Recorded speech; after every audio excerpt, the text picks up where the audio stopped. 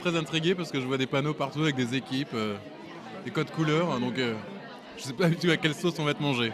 Je participais à des ateliers dans le noir pour découvrir des parfums, des maisons du groupe LVMH. J'imagine, enfin j'ose imaginer ce qu'ils peuvent ressentir dans cette vie et surtout le premier contact que l'on a eu avec les lunettes là, de toutes sortes qui nous place dans un contexte de découverte totale.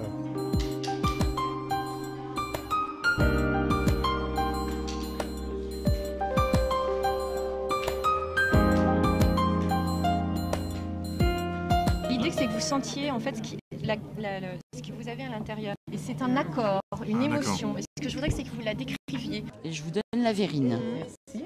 Qu'est-ce que ça pourrait être? Un corps de femme. Un galet. Une pétale de rose. Plutôt quelque chose de soyeux, non? Oui. Si ce parfum était une matière. Du cachemire. Ah oui, voilà, du cachemire. Ouais. C'est très rare en fait qu'on fasse marcher les sens olfactifs. Vous pouvez vous-même éduquer votre nez. Il suffit chaque jour de prendre quelques secondes pour humer. Et c'est en faisant cet exercice que l'on développe sa mémoire olfactive. Et je voudrais que vous compariez avec une autre émotion.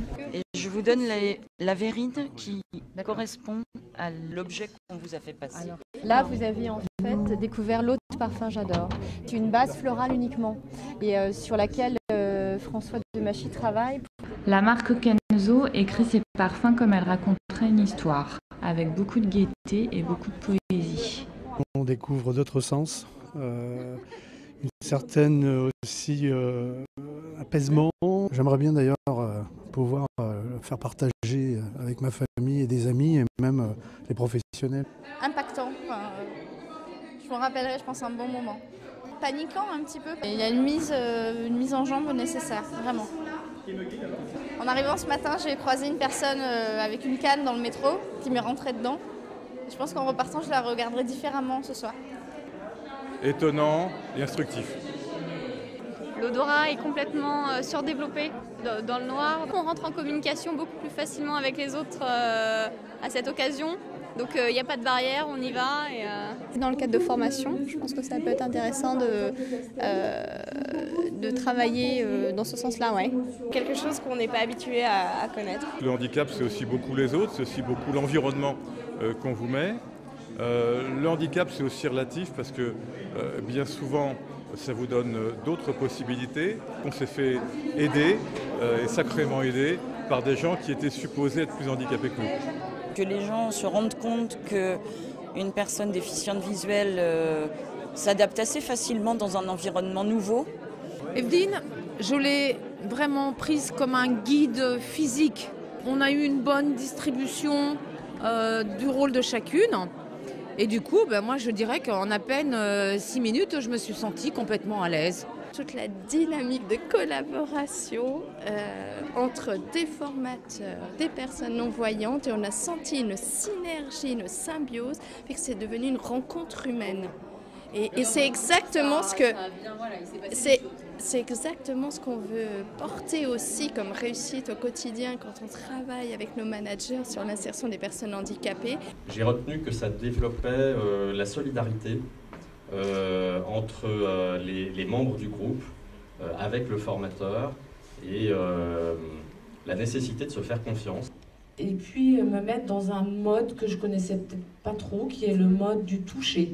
En 20 ans d'expérience, pour moi, ce sera un moment inoubliable. Et puis j'ai beaucoup aimé les images des participants. On parlait du levier de vitesse pour le flacon J'adore. J'étais pas encore arrivée chez Guerlain, mais Sylvaine me racontait à l'instant qu'on a eu une expérience de ce type-là pour le lancement de l'instant, où on bandait les yeux des personnes, et il paraît que ça a été la plus belle expérience et la plus mémorisable.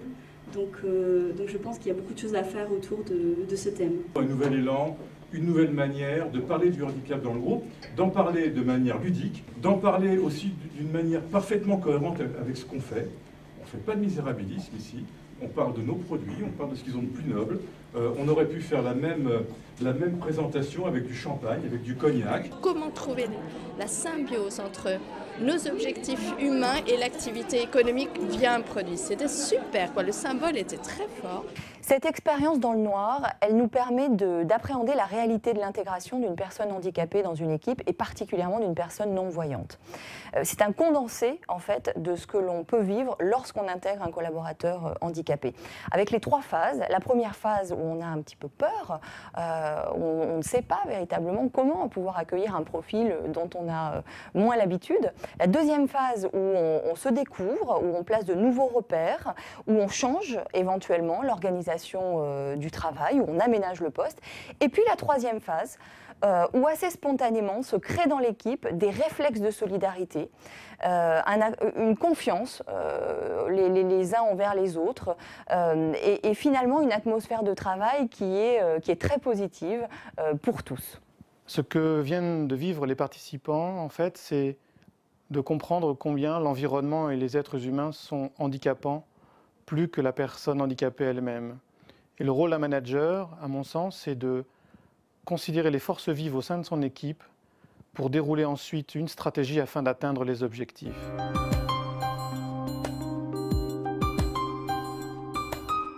Quand je vous regarde, j'ai l'impression qu'on a maintenant entre nous quelque chose qui est plus profond que ce qu'on avait avant.